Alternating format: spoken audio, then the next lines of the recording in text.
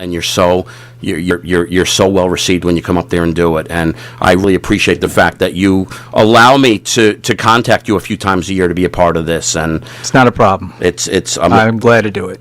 Well, we're glad to have you. Let's jump into this Jack Douglas thing. When I want to talk about when John Lennon died, 1980. What month was that again? December of 1980. He was shot and killed. The rest of the world devastated. Jack Douglas, big New York City producer, was working with Yoko and John. You wrote a song called Lullaby that many people listening right now are familiar with. I know we're going to play it today, but you wrote that in memory of John Lennon. Jack Douglas produced this song. Right, that was on the second Zebra record. Is that No Telling Lies? No Telling Lies, yeah. I wrote it between the first and the second, and I played it for Jack, and he really liked it, and we put it on the second record.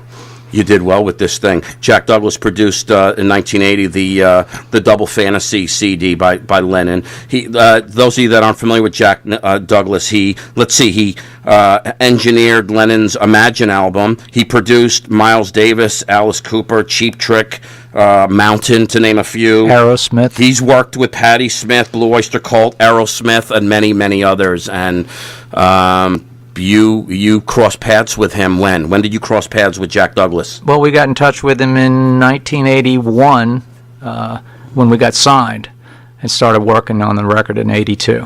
Very nice, very nice. It's a great project. It's a great. You guys still tour. Zebra still tours today. Yeah, and we're actually doing a gig on May 31st at Westbury. Westbury Music Fair. Right. It's not called that anymore. But what's it called now? Who cares? It's always Westbury Music Fair to everybody. Yeah, NYCB or something. Right, the NYCB at Westbury. Ridiculous. It's always going to be Westbury Music Fair. But yeah, who are you playing there with, by the way? Who am I playing there with? Yeah, who's going to be on that bill with you? Youth Be Told is opening the show. Youth Be Told. They're awesome, and they're young. That's why they call themselves Utes. Utes. They're really, really, really good. So how many Utes in the band? There's four. There's four of them. Yeah, they have a guitar and bass that are male, and they have two females in the band, singer and drummer. Very nice. And you're going to be headlining this thing. What's the date again? That's May 31st. May 31st, Westbury Music Fair.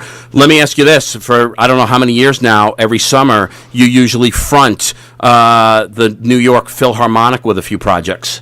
The music of Led Zeppelin. You've done the music of the Eagles. Do you have any of those projects lined up for the summer? No, for April. Where? Coming up in April. Yeah, it's at again at Westbury on April 6th. No, April 5th. April 5th. That's 3 days after my birthday. Is it? It is. Okay. So it's April 5th, and it's a music of Led Zeppelin. And we're doing it with, this time we're doing it with the Windborne Symphony.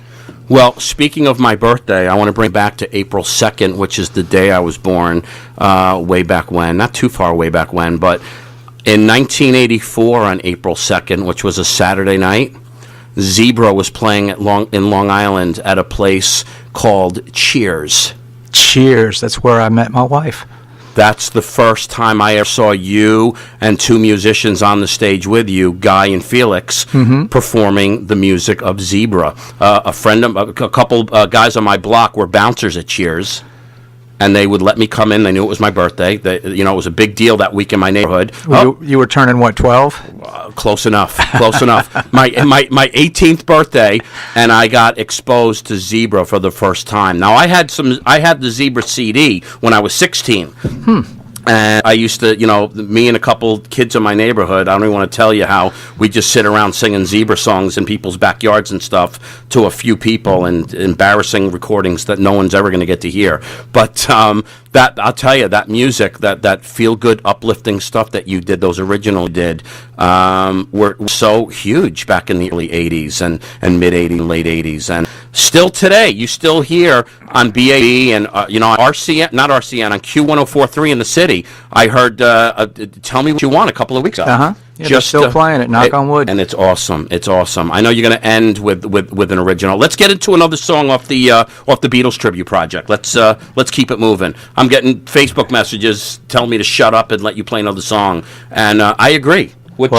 I got to. If we're going to do the ones we've selected, you need to change the tune. I'd have to tune. Yeah, I'd absolutely have to tune. But I can do something else though. So if you want to just blast off right into off the CD. No, I'll do a Beatles song that's not on the CD. How's that sound? Which one?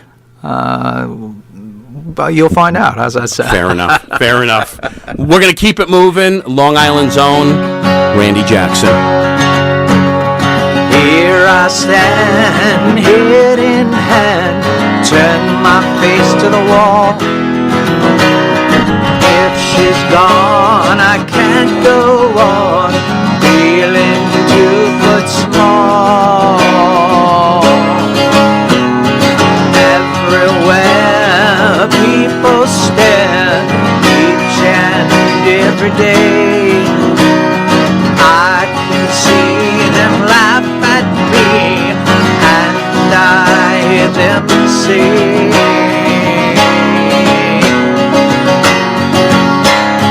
hey, you got to hide your love away. Hey, you got to hide your love away.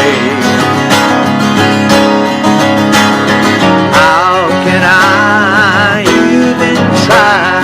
I can never win. Hearing them, seeing them in the state I'm in. How could she say to me, love will find a way? Gather round, all you clowns, let me hear you say,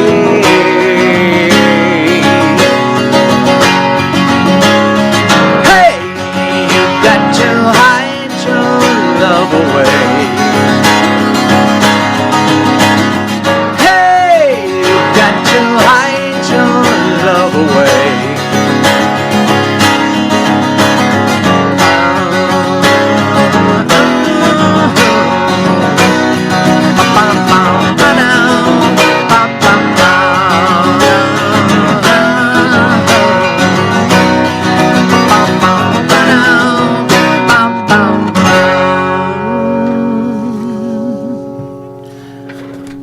Nice, very nice. Well done, my man, as always. You played that at the hospital a few times before, and that's an always very well-received tune up there. What were you doing when you first picked up a guitar for the first time and started singing and playing? How old were you? Were you in junior high or younger? Elementary? I was 8. You were 8? Yeah. What was the Beatles that made you decide this is something you were going to do? Yeah, I think so. Did anybody in your family ever play an instrument? Yeah, my mom played piano, but both of my parents were attorneys, professionally. Do you play piano as well? A little bit, yeah. I wrote Lullaby on the piano. You did? Mm-hmm. Do you ever play the keys at live shows? I have. I did when we were touring for the second record, because we were playing Lullaby, and there's a lot of keyboards in it, and so I was playing the piano and the strings, and Felix was doing all the other little, stuff. If you know the song, there's a lot of little orchestration in it. Yeah. Very nice, very nice. Let's get you. You want to do something or Lucy in the Sky? Like I said, I got to tune up for those. Is it the same tuning for both songs? No, of course not. Of course not. No. But let's tune up for something if we can. You really want to hear that one, huh? Do you really not want to play that one? No, I'd love to play it, but you want to hear me tune? Well, I know Let's let the audience hear me tune. I'm going to go from a regular tuning to an open C. Can you talk? Can you talk and tune at the same time? Sure, I can. Watch this. Do you while you're doing that? Do you remember the first time you did my show on WBAB 20 years ago? I actually do, because was Rusty there? Rusty was there. Right. My old partner. Yep. Rusty, those of you that remember the bar scene on Long Island in the 80s, Rusty, my old partner, owned on Route 109, the Arizona 2. That was one of the first places I ever played, was the Arizona 2, with my acoustic show. Oh, the acoustic show. Yeah. No kidding. Yeah, that's a long time ago. Let me see what John Giordano has to say here. John Giordano just hit me with a comment. Randy brings back a lot of great memories following Zebra around Long Island. Yeah, that's true. That's true. Well, I appreciate that. Dawn Banks is saying tune away. Go ahead and do what you got to do. You know what? Your tuning is like music to people's ears, apparently, Randy. So what can I tell you? That's going to be my next record. Tuning. Do you know another singer-songwriter here from Long Island named Robert Brewy? Robert Brewy? Do you recognize that name? No. An East End guy. He threw a couple of nice comments in there, appreciating what you're all about. I thought he might have. Nice. I thought he might have known you, but just another. He's another guy that came and played for the kids with his wife at the hospital cool. a few months ago, and looking forward to bringing them back as well. Matter of fact, you played at KJ Farrell's before. I have. You've jammed with Kenny Forgione and the Wondrous Stories guys on many occasions. Many times. Yes. Are you familiar with the Liverpool Shuffle guys? No, I'm not. Great Beatles tribute band on Long Island. I'll have to check them out. Mike Green, the guy that plays Paul McCartney in that project, coincidentally, will be with me today at Stony Brook Hospital playing for the kids. Oh, great. So, speaking of Beatles, and, matter of fact, when you did my show on BAB 20 years ago, I don't know if you'll remember this, Rusty and myself had an opportunity to do a phone interview with Paul McCartney. Uh-huh. And it was like on a Wednesday at like 10:30 in the morning, and Rusty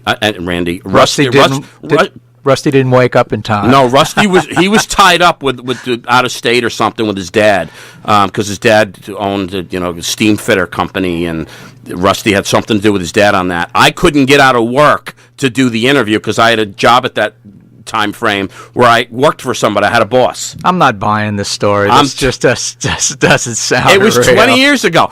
Paul used to have a company called MPL Productions. MPL McCartney. No, it was Linda. It was Paul Linda. It was PLM Productions. Something along PLP? Something like that. Does that sound right? It was Linda. PLM? It was Paul and Linda McCartney? Paul, Linda, PLM or MLP. PLM Productions. McCartney, Paul, Linda Productions. And I remember getting an assistant on the phone back then who set it up. It was confirmed, good to go, and I had to cancel it because my boss at the time would not let me take off work to go to the studio to do the live record. And I figured, you know what, it was easy to set up. I'll just set up another one in the near future. And your boss knew you were going to be interviewing Paul McCartney? Didn't care. Did he know? Yeah. What kind of job did you have? I worked for Zeus Fasteners at the time in West Islip. They made little fasteners for airplanes. And it was a union job. And I drove a forklift, and it was a big production with metal. And you had to empty these metal scrap buckets and get them into a bin and take the forklift and drive it across the plant and dump it. And you had to stay on top of this because all these lathes were going on. Mm-hmm. It was a time-sensitive job. So now we have an image of what you were doing instead of interviewing Paul McCartney. You were going back in the early 90s. Yeah, back in the early 90s. You were driving a forklift. For like 6 months. It was a short-lived project. While your assistant tells Paul, I'm sorry, we're going to have to cancel you. I had to call the assistant and tell him that, and it was horrible. But I'm like, listen, can we reschedule? And he's like, yeah, no problem. It never was able to get rescheduled. Sure. You think they're going to reschedule? 20 years later. Because they asked the assistant, well, what is he doing? Well, he's driving a forklift. And that was the end of that. I don't remember the assistant knowing those details. Just that I wasn't available to do it. But whatever. You see, in today's world, you could have interviewed him on your iPhone, right? I suppose so. Yeah, you could have driven the forklift and interviewed Paul at the same time. Well, you know what? It was a heavy lesson learned, and I've been kicking myself for 20 years. And what are you going to do? What are you going to do? Kick yourself more. I'm still young, relatively young in my career, so I'm still hopeful that I'll get another opportunity down the road. So I'll keep you apprised of the situation. Okay, I'm hoping to win the lottery too. That's cold, man. That's cold. It's not that cold. This is what I'm talking about with this lousy personality of yours. You got to get a better personality. That's the problem. If you could learn to cheer up and have fun with what you do, you'd be all right. I'm gonna order one on eBay. What are we doing next, Randy? I forgot. We're gonna do something in the key of C. Ooh, that sounded like the key of C. Let me help you out there. It's actually the key of B. Is that the key of B? Yeah, because I've tuned down a half step.